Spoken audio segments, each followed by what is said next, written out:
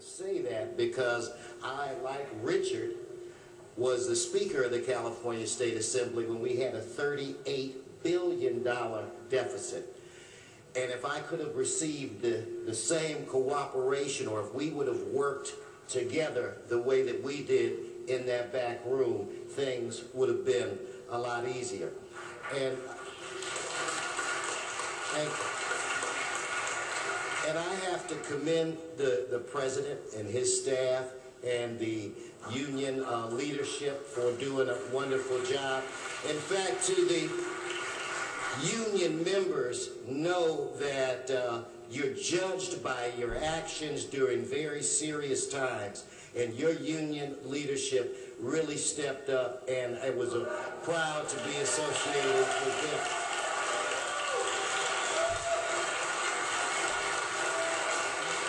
I want to ditto all the comments related to the leadership factions that came together. This was an amazing process. In all my years as an elected official, this is second to none in terms of the level of intensity and comprehensive effort that was put forward and which produced, I think, the best case scenario for the city of Los Angeles.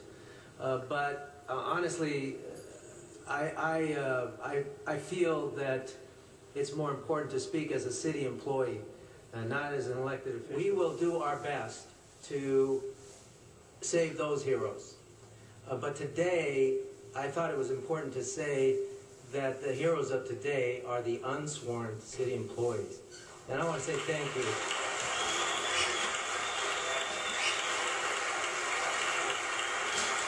I really just wanted to stand today and really thank everyone for the incredibly hard work, long hours, sleepless nights that everybody put into getting us to this day. And really,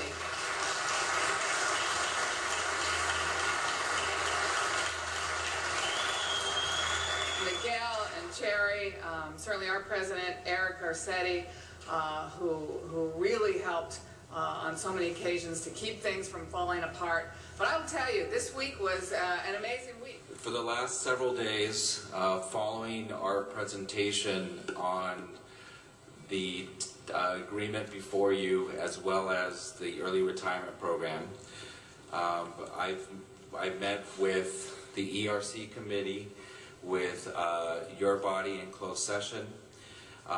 Yesterday, I had received direction from the ERC committee on particular parameters related to the tentative agreement that is before you, and was given additional direction on how to negotiate additional items related to that agreement.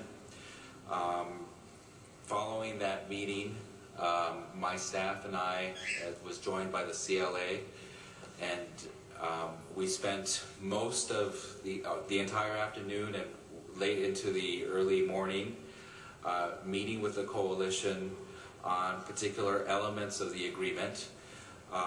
If you recall, in our report that we submitted to Budget and Finance, we raised a concern that specific to a new gap that was identified of approximately $50 to $60 million as a result of the delay of the early retirement program.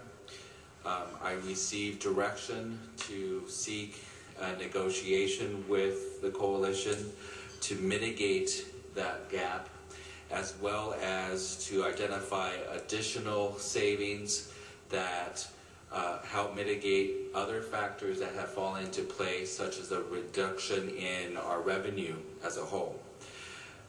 As a result of those discussions, we have reached a tentative agreement of approximately $78 million worth of hard concessions that I could stand firm and say are solid, that could be banked on. These are concessions that the coalition will present before their membership and for ratification, and are concessions that will go a long way in addressing the gap that we're facing in our this year's fiscal budget. In addition to that, I was given direction to seek out an additional contribution to the retirement, and I met this morning with all of the Lacers unions and presented to them a proposal of increasing the contribution from 0.75% to 1.07%. In addition to that, our proposal includes a 1% payment of the retirement benefits for those individuals who choose to participate in the ERIP program. In total, I believe that both the savings that have been identified and we hope we will bank on, as well as the added contribution to the retirement program, has changed the dynamics of the proposal that was before you earlier this week. But what I would also like to say is that this proposal that we are now supporting also allows for a process of ongoing partnership with the coalition in order to get through this very difficult time, not just this year, but certainly for next year. We must engage our partners in identifying creative solutions and finding ways to permanently address the structural problem that we're facing. The activities that have taken place the last several days have been a good demonstration of what can happen when management and labor sit down and identify a mutual problem .